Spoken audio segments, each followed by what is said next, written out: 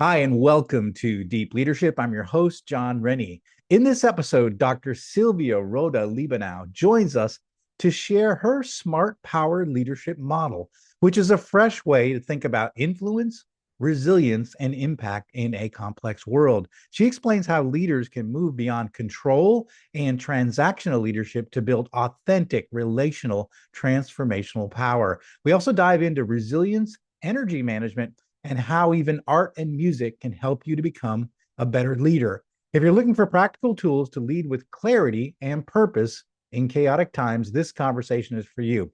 So, are you ready to dive in? Let's get started.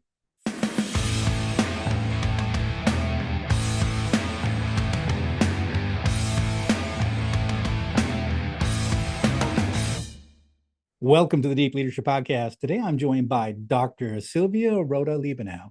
Sylvia is a senior executive coach with 30 years of experience who helps C-suite leaders, entrepreneurs, and change makers thrive in today's complex and fast-moving world. She is the founder of the Smart Power Method, a groundbreaking approach for succeeding in complexity with greater impact and ease. Her clients have included the UNHCR, European Central Bank, Alliance Global Investors, Red Cross, and Amazon. She is also the author of the best-selling book, Who's in Charge? Lead with Real Power and Create an Impact in a Chaotic World. And in this book, Sylvia helps leaders to become more resilient, powerful, and combine success with fulfillment. I'm excited to have her on the show to learn from her expertise. So, Sylvia, welcome to the show. Hi, John. So pleased to see you today and to have our conversation. Absolutely. It's great to have you on the show. We've been working on trying to get this scheduled for a long time. So I'm so glad we're finally here and we're recording. So we made it. So let's dive in. First of all, your book is called Who's in Charge? And you introduce this idea of the smart power leadership model. Can you walk us through what that is and how this applies to leaders or how leaders can use it? Yeah, let me maybe start by where it comes from. So my background is in international relations and security studies originally. And then I spent many years in the corporate world. And what I learned there is what we believe is power is actually only a very small part of what power actually is. So there's this traditional idea power is force and control. It's like win-lose, competition. And whether that's in politics or in business, it really falls short. We do not achieve success very well in that way, especially in today's complex and interdependent world. So what I'm showing in Who's in Charge is what is another model of power and also how you work with your energy so that you actually use that power. And that other model of power, which I explain in the book, and then I've kind of conceptualize it further in smart power and the smart power method, is like it's existing of 5 elements. The first is systemic powers. So in today's world, you need to think in systems because of complexity, because of interdependence, because things are so interrelated that if you push or if you pull on one side, you're going to have ripple effects on the other side. So if you only look at the little particles, you don't understand the thing. So you really have to look at the system. So that's one thing that I learned and that I put into this model. The second is, so it's an acronym SMART, systemic for S. M is merging power. With merging, I'm saying we believe often that we have to control the things because we know better, because our department knows better, because our party knows better, because if we control, then we are safe. But actually, in this very interdependent world, we don't get very far with that. And merging means I'm going to give part of my control into like pooling it together with other parties. So we share control. So the European Union is a very good example over that. It's a togetherness of countries that work together in order to like we give up a little bit of control, but we have more power together because we work better together, and also we are a bigger partner in the world. Same with the US, actually. I mean, the US is a confederation of federal states. Mm. And like California or New Jersey on their own, they wouldn't be a lot. But working together and figuring things out together, sharing information, all of that makes you more powerful. You have to give a little bit away, but you gain a lot. So that's merging. Then you have A, that is like at the center of smart power. It stands for authentic personal power. And it really sits at the center of being powerful as a leader. Because if you are not like in your authentic, and I always add embodied power, like also showing up with presence, then your ideas, even if they're the smartest in the world, and your good, nice way of wanting to collaborate with others, doesn't really succeed. You have to show up in a certain way that is authentic, and but that is also tangible for others, so others can actually see and feel where you are and trust you more. So that's a very important part, this authentic personal power that we need to work on. It doesn't come like automatically for most of us. Then the R stands for relational power. That's a little bit like the basis for going into merging power. And it's about how do you create trust? How do you establish relationships? Relationships are actually important. Like to invest in relationships in order to be powerful. It's not necessarily like giving up control, it's just being in relationship. And then the final part, the T, is transformational power. And I talk about that because we can be a leader, whether in politics or in business, and we are only in the transactional or on the doing part. Like we get the KPIs and that's very good, and we get a promotion, etc. But are we only managing, or actually are we actually leading? And when we want to lead, there always has to be a transformational element. That is, I have to have a purpose or a vision towards which I go with my team, with my company, with my organization. And so this transformational part of leadership that makes the leadership really powerful, and not only like I'm a good soldier and I lead within a structure, that is where you need purpose. Like without the purpose, you don't really have a clear direction and you can't be transformational. So it's smart, systemic, merging, authentic, personal, relational, and transformational power. Well, I love these elements. I think there's, if I think, over my past, career, I've seen where I've been, better at some of these, and and I've seen the impact that certain elements of these have been in my career. What's interesting is, like when I was studying leadership, kind of coming up through corporate, one of the main lessons that came through, or one of the main leadership models that came through, was like servant leadership. So I always thought that was a servant leader, which sort of focused a little bit maybe on maybe the merging and the relations side of your model. And I wasn't really that familiar with transformational leadership. But when I sort of started learning a little bit about transformational leadership, I like that's really more the way that I see myself as a leader. And I think you've touched on something that's really important, is that there is a purpose.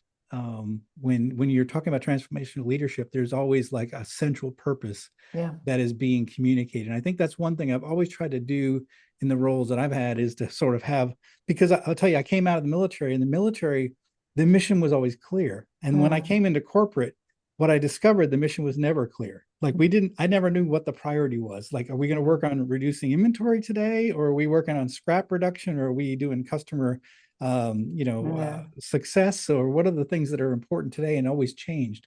So whenever I took charge of businesses, I always said, I always tried to make sure that the purpose was very clear, because I think that's our jobs as leaders, to make the purpose very clear, and then helping people sort of transform themselves as we transform the company together. And so I think that's a really powerful element of this, and I think you need all of them, all of these five elements to really to capitalize on that transformational element of it. So that's really powerful. The one that kind of stood out to me a little bit is the merging. So in other words, pooling.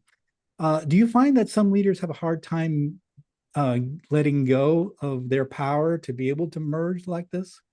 Very much, very much. Not because they don't want to, because they're mean people and don't want to let go of control. I think there are two factors. One is that the world of organization is actually traditionally structured in a way that we have these silos.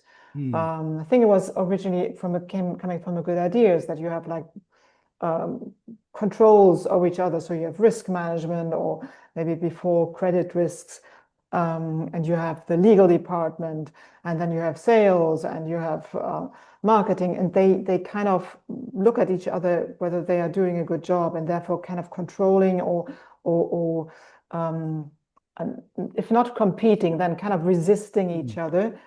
But that means that we are so educated. We grow up in organizations thinking that we have to defend our department. yeah, yeah. And what I learned very early on in corporate, one of my first experiences was that I had, because I was given responsibility for an area that I did not know anything about, the only thing that I could do it was to reach out to the colleagues who were the technical experts, because ours was development collaboration. So I didn't need to be the expert, but I needed the expertise to make it work.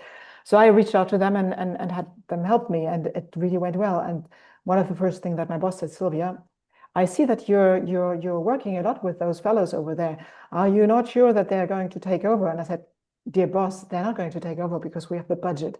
Yeah. But we need them. Please trust me that this is going to be okay. And he trusted me. And actually that helped us so much to to really grow and to like be on the same level as the World Bank, who had much more people to go into the projects. And without my experts, I would have been lost. Yeah. But like traditionally, my boss was not a bad person. He was just reacting like we have to keep control. So that's one thing. The other could be that people think, well, I know better. And since I Right. know very Right. well, I can't let this go. I have to, I have to Yes. control Yeah. it. Yeah, And it's interesting. My last corporate job was I yeah, saw the silo effect of people yeah, protecting their kingdoms, and it was very frustrating to me because I always thought to myself, well, if we work together, we would be much more successful. I would always tell my teams that the enemy was outside the four walls, not inside the absolutely, four walls. And so I was always absolutely. trying to point to the idea that we're in this together, right? And Yeah, so you might be a different department, but you should be, we should be working together yeah, versus fighting each other for our yeah, little piece of the budget exactly. or the turf, if you will. Yeah. But you see, also school systems work like this, that we are Mm. being rewarded for being the best student, for Yes. handing on this great report, and not for like collaborating with others. It's getting a bit better. One of my daughters studies, just finished studying in Denmark, and was much more collaborative. As students, you actually we don't publish even your notes, and we give you projects to work together. I think that's very good to create better workers and leaders in business afterwards. But many of us went to schools and universities where it was like you have to show that you're the best. So then we end up being in at work, and we Yeah. only focus on I got a great idea, rather Right. than Right. hey, can I learn from you? What are you Yeah. thinking? Yeah, and I think for me, at least, well, in the United States, it's very competitive, and I'm very competitive, so it's hard to sort of Yeah, let that go and work yeah, yeah, collaboratively. Yeah, and so I think that's a big part of it. yeah. I'm working on my doctorate right now in the area of Wow. resilient leadership, and so you talk about resilience, and I wanted to Mm, cover that with you. You talk about resilience and energy management, and how that is really critical in leadership. Can you mm. talk to us a little bit about that? Yeah, of course.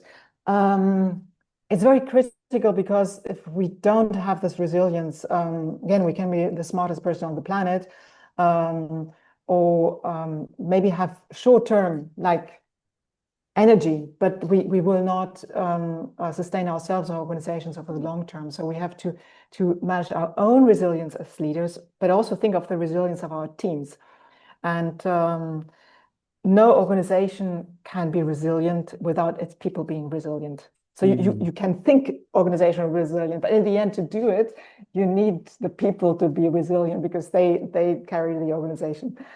Um, and what I found is what is really critical for resilience is like on the individual and leadership level, it starts with self-awareness and self-management, because through that, I will manage my physical resilience, my emotional resilience, my mental, for instance, self-awareness, I will realize that these pings on my computer, my phone, they are actually draining me. So I will manage that. I will be aware, and then I will manage that. So it's self-awareness and self-management.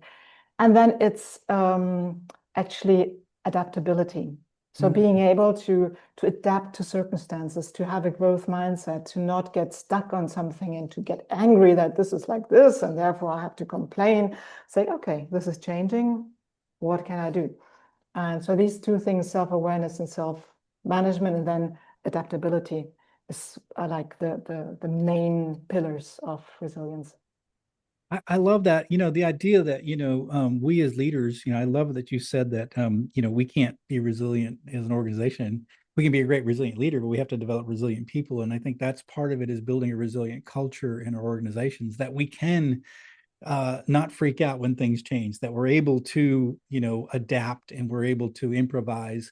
I know, I'm studying like the startup companies during the COVID crisis, and how they, pivoted, and many of them pivoted to try to, okay, well, now we're either shut down, or we can't get supplies, or we're not having physical meetings anymore. So how did startup companies pivot during the COVID pandemic? And quite frankly, I saw a lot of resiliency. I saw a lot of, small companies being very flexible in terms of readjusting their business model to be able to take advantage of, the shifting winds. And so I think that resiliency is a really important thing. And I think the other side of it too is our people are looking to us as the leader to say, are they panicking when all these changes happen? Yeah. Or are they even keel, and they're saying, okay, Yeah. We've got to adapt, we've got to change with this time. Yeah. And I think it's important that we have that ability to show our people that we are Yes. resilient. Yeah. Exactly. Yeah. Well, I like the idea of energy management too, because I think you're right. We have things that suck our energy and affect our emotions. And I think, I'll sometimes not like open an email that I know is potentially bad, because it's a certain part of the day where I want to get Yeah, something done. exactly. It's like, I'm going to save that email because I know I'm going to probably have a negative reaction to that. So I'll save that one till when I'm ready. Totally. So I'm Do the same. almost preserving my energy right through Yeah, that. Yeah. exactly. Yeah. I love Exactly. that. I love that. So you have an interesting background in that not only are you, a leadership and a guru, and you do all this coaching, you're also an artist, dancer, singer, and that's kind of unique. But how are these, how are they related? The artistic disciplines and the leadership disciplines. Can you explain a little bit of how you've sort of been able to learn some ideas from art and being able to bring it to leadership? Yeah, it's of course I didn't do arts and dance and music in order to do leadership. I simply learned a lot there, and it's really enriching. It has enriched my leadership work and very much my coaching work. And it is unique in the sense that it doesn't take coaching tools. It really like uses the tools from these arts. And so maybe starting with visual art, which I do not use in coaching or very rarely, but it has taught me a lot from the point of view of trusting the process. When you do an abstract painting, you throw some color on the canvas, and then you see what happens, and you might even get really annoyed with what you did, and like erase everything and start from fresh. And that's an experience that I've had in my corporate work again and again. So where do we start here? We don't really know. So let's try something out. It's like doing micro projects to find out, does this work? Or talking to people to set out a trial balloon. And trusting this process of doing things, learning, adapting, and then like ending up with something that is really great, rather than thinking I have to sit here or discuss in a meeting room and then we've got it all figured out. Mm. So that's this trusting the process, and also being willing to say this doesn't work. Mm. It's not a good project. We have to erase it, but you learn something. So Yeah. you did Yeah. something and it may have been a failure. So you erase it. So you stop the project, but you've learned something. And on the back of that, you build something that is new and that will be fantastic. Not because it's new and the other was crap. Maybe the other was crap, but you learn something in the process. So that's very much the creativity also that is happening in art. And then in dance, there is a very important element of truthfulness. And it's the Mm. same actually in acting. You in as a dancer or an actor, you can't be in the smudge. You have to be very clear, like in your movements, the way that you use your voice. It can't be somewhere in between because no one's going to listen to you or no one's going to watch you if you're kind of somewhat there and actually not. So this clarity has led me into also the embodiment work that I do today. Because if we show up with like already not being fully in our body, but also with unclear speech, unclear gestures, um, and like wishy-washiness, then our leadership, like we might again, we might have the smartest ideas, great partners, etc., but we are not going to be great leaders. And then also in dance, there's the aspect of connection. I mean, I've been an Argentinian tango dancer for a long time, and where I learned to lead and to follow, and that actually leading is following and following is leading. So as a leader, you do not lead all the time pushing somewhere, but you also need to listen. What is actually possible for your followers? And then you continue to lead, but you have to be always also in the listening mode. And as a follower, you cannot only be like a plant, please push me somewhere and I will follow, but you have to be active.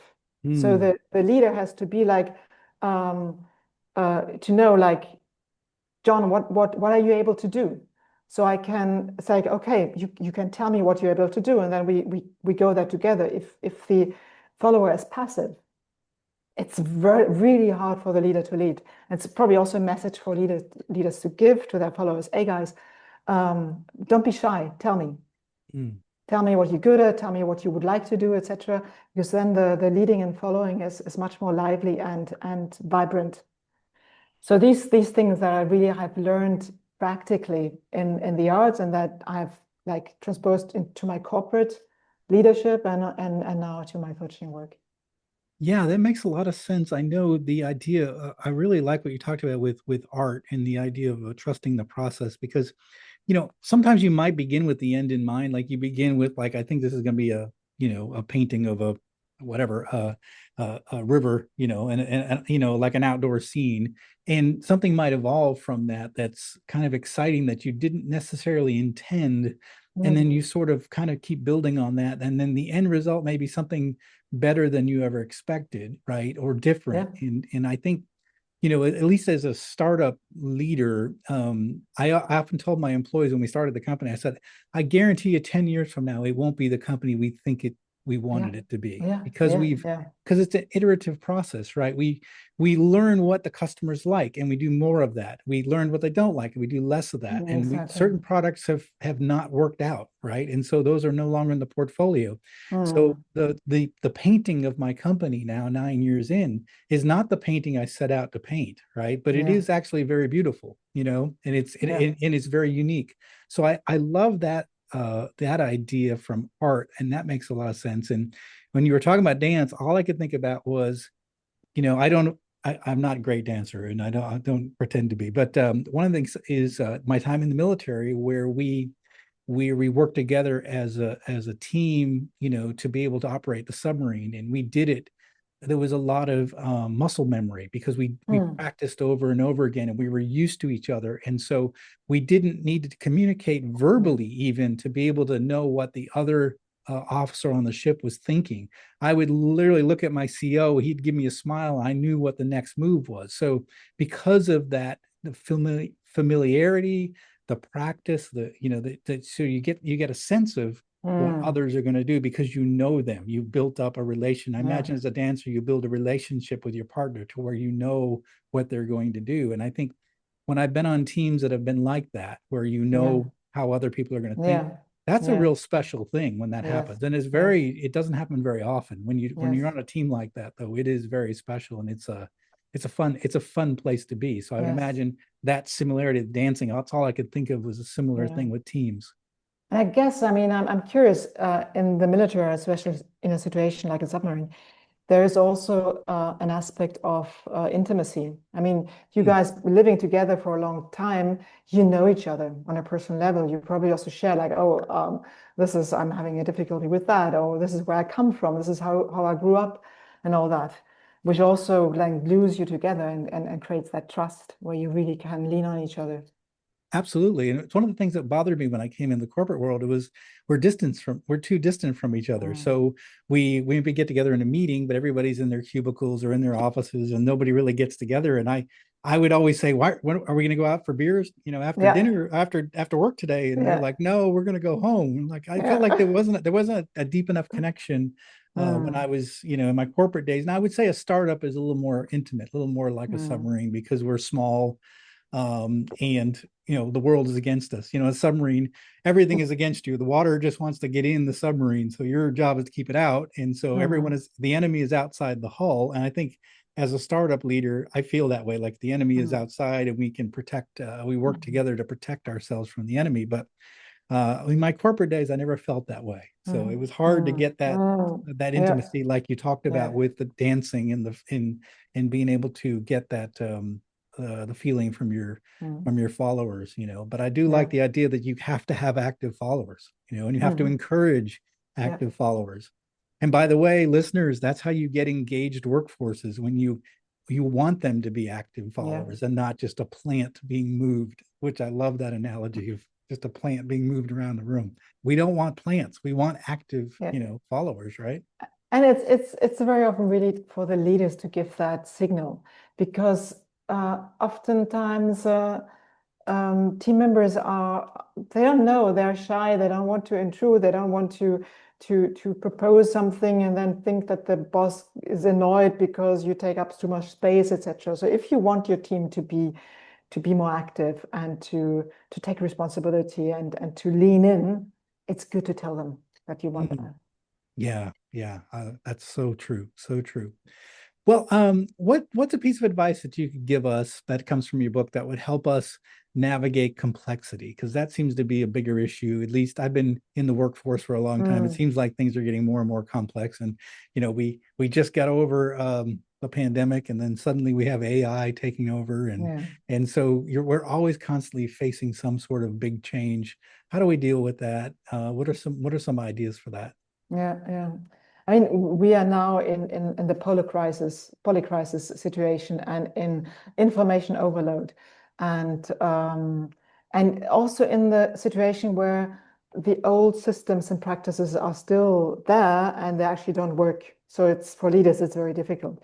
Mm, Um, the advice that I would give, several pieces of advice. One is really to stay anchored in your purpose because that gives you like a really solid foundation. So to remind yourself or ask yourself from time to time again, like, what is it that I really want to achieve here and why? Because then all this stuff flying around, it keeps flying around, but you are anchored in something. So it becomes much easier to stay on course. And that has helped me in so many situations when I was going like a little bit off the handle. Oh, this difficult conversation or this difficult situation. What's my purpose?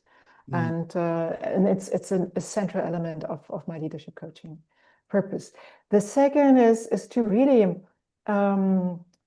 give yourself a personal practice to find some calm and balance in yourself. It's not a luxury. It's actually part of being a leader. It's like um, a friend of mine who is a coach and who comes from the world of sports. He says, um, rest days are also training days. So mm, an athlete, it's important to rest. So for leaders in the corporate world or in politics, it's also important to rest. It's part of the work.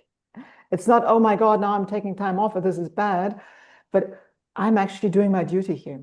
mm. I'm resting, which just doesn't mean that I sit with a box of popcorn and watch Netflix the whole day, but I really give myself, my body, my spirit some time to chill out.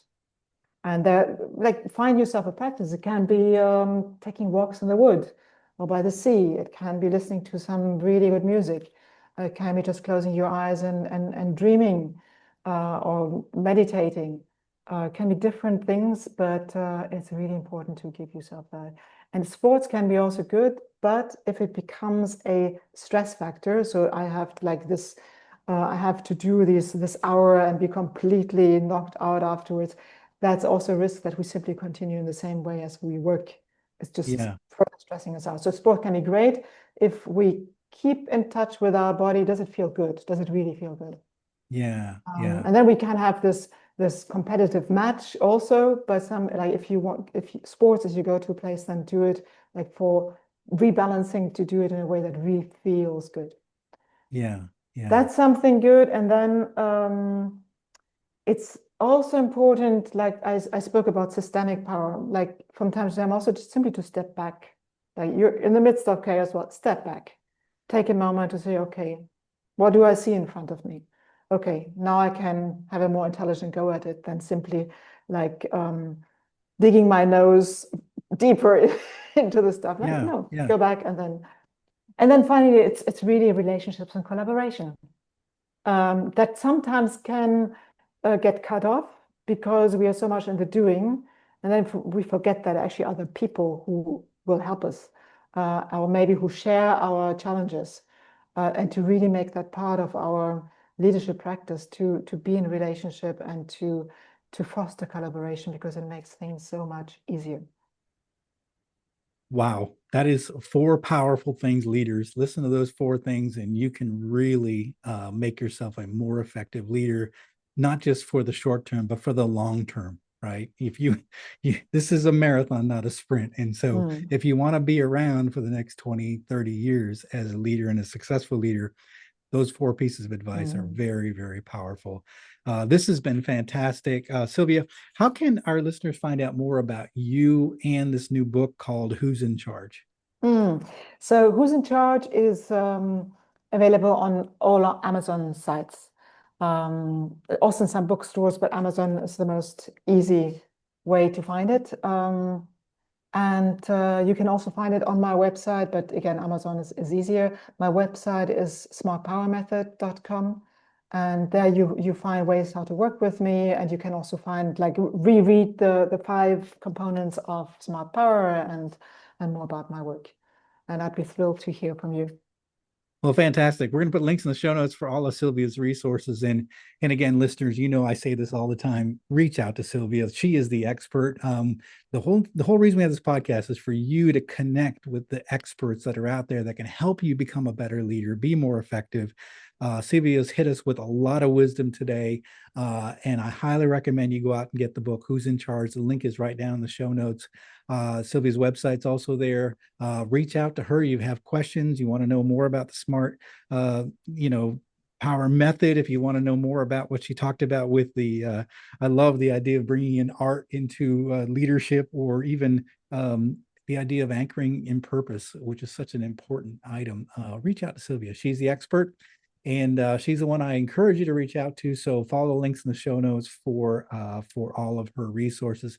Sylvia, thanks for coming on the show. Thanks for sharing all the things that you've learned and how you're applying them and how you're sharing them in your books. Thanks, John. Such a pleasure to talk to you. Thank you again. Well, that is it for today. Thank you for listening to Deep Leadership. If you like this podcast, please subscribe and share so we can continue to build a world with better bosses. Until next time, this is John Rennie saying take care and lead well.